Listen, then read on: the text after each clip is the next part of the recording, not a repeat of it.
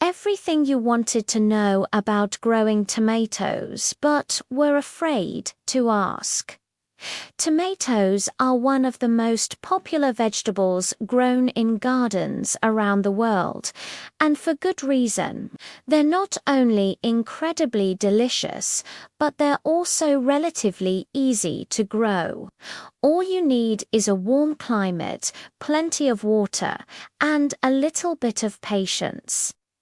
The hard part isn't growing the tomatoes, it's picking which ones to grow. There are so many varieties out there, each with its own unique flavor and growing requirements. So in this video, we'll cover everything you need to know about growing tomatoes from seed to harvest, including how to choose the right variety. Start seeds indoors, transplant seedlings, stake or cage tomatoes, water and fertilize. Then deal with common pests and diseases, and finally harvest and store your ripe red beauties. Let's start with choosing your tomato varieties. If you're a first-time grower, look for something simple like a cherry tomato or Roma tomato.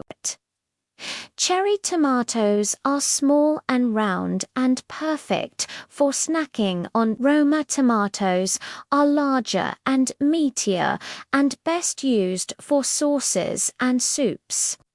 Once you get a little more experience under your belt, you can try something more challenging like a beefsteak tomato or heirloom tomato. Beefsteak tomatoes are huge and juicy, but they don't store well. Heirloom tomatoes come in all shapes, sizes, and colors, but they can be finicky to grow. No matter what type of tomato you choose, make sure you pick a variety that's suited to your climate. Tomatoes are warm season crops that thrive in hot, sunny locations. If you live in a cool climate, choose early maturing varieties that can produce a large crop in a short amount of time.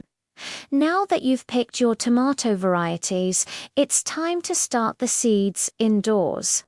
Tomato seeds can be started indoors 6 to 8 weeks before the last expected spring frost.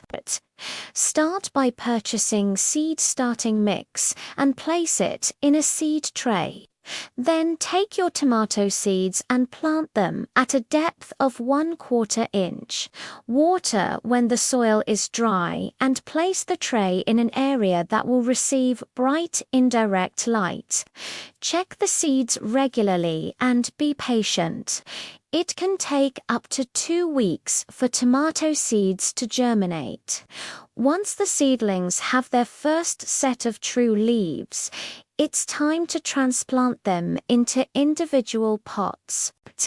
To do this, take the seedling and bury the bottom inch of the stem with vermiculite or soil.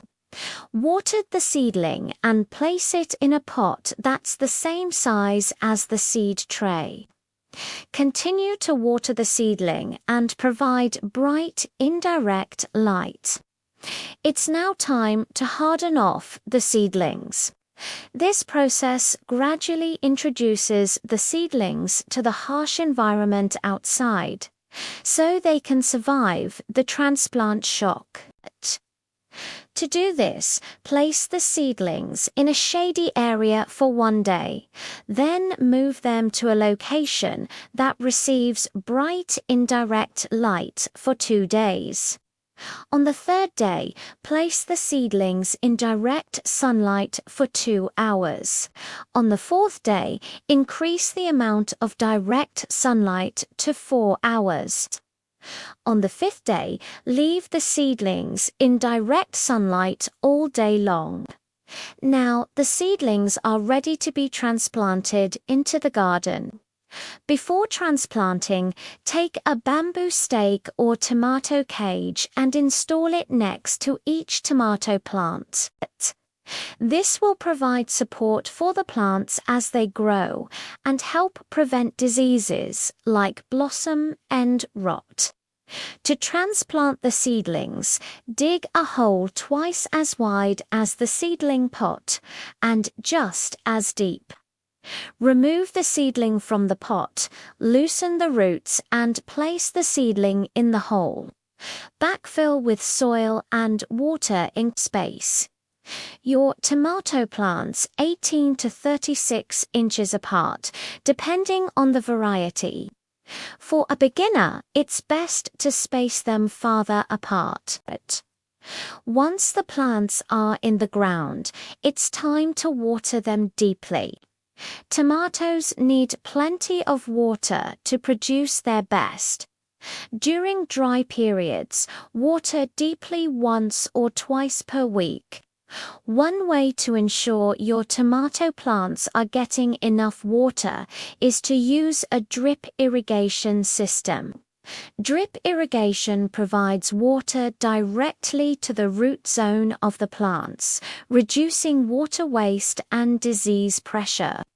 Mulching around your tomato plants can also help retain moisture in the soil. In addition to water, tomatoes also need nutrients to produce their best. Tomatoes are heavy feeders, meaning they need plenty of nutrients to grow. One way to fertilize your tomato plants is to use a balanced fertilizer, like a 10-10-10 fertilizer, according to package directions. Another way to fertilize your tomato plants is to use compost. Compost is a natural fertilizer that's made from decomposed organic matter. It's high in nutrients and beneficial microbes, which can improve soil fertility and plant growth. To use compost on your tomato plants, mix it into the soil around the plants at a rate of 1 to 2 inches per year. As your tomato plants grow, they'll need support. Use a bamboo stake or tomato cage to support the plants as they grow. This will help prevent diseases like blossom end rot and make the plants look nicer. To prune or not to prune, that is the question. Some gardeners prune their tomato plants while others don't. Pruning is the removal of suckers, which are the small shoots that grow between the main stem and the branches. Pruning can result in larger, healthier tomatoes, but it can also increase disease pressure. If you decide to prune your tomato plants, do it early in the morning with sharp pruners that have been disinfected. When pruning tomatoes, only remove suckers that are smaller than your thumb. Leave the rest intact. Suckers contain axillary buds that can produce flowers and fruit if left alone. Removing them will force the plant to direct its energy toward producing larger fruit. Tomato plants are susceptible to a number of pests and diseases. One common pest is the tomato hornworm, which can be identified by its green body and red, orange, or yellow horn at the end of its abdomen. Handpick the hornworms off the plant and drop them into a bucket of water to kill them. Another common tomato pest is the whitefly, which can be identified by its white, moth-like appearance. Whiteflies can be treated with insecticidal soap. Spray the plant thoroughly with insecticidal soap in the morning to kill the whiteflies, and don't forget to treat the undersides of the leaves where the pests like to hide. Blossom end rot is a common tomato disease that can cause the bottom of the tomato to rot away, resulting in a brown, leathery area that may eventually spread to the rest of the fruit. blossom end rot is caused by a calcium deficiency, but it's actually a symptom of another problem, low soil pH. To prevent blossom end rot, raise your soil pH to 6.0 to 6.5 by adding lime. You can purchase lime at most garden centers. Follow the instructions on the packaging carefully to avoid damaging your plants. It's finally time to harvest your tomatoes. Tomatoes are ripe when they turn red and feel firm to the touch. Depending on the variety, it can take 60 to 80 days for tomatoes to reach maturity. When harvesting your tomatoes, take care not to damage the plant. Tomatoes that remain on the vine longer tend to be sweeter and have better flavor. Once you've harvested all of your ripe tomatoes, it's time to enjoy the fruits of your labor. Tomatoes can be eaten fresh, cooked, or processed. If you're lucky enough to have an abundance of tomatoes, you can even share your bounty with your friends and neighbors. So there you have it, everything you wanted to know about growing tomatoes.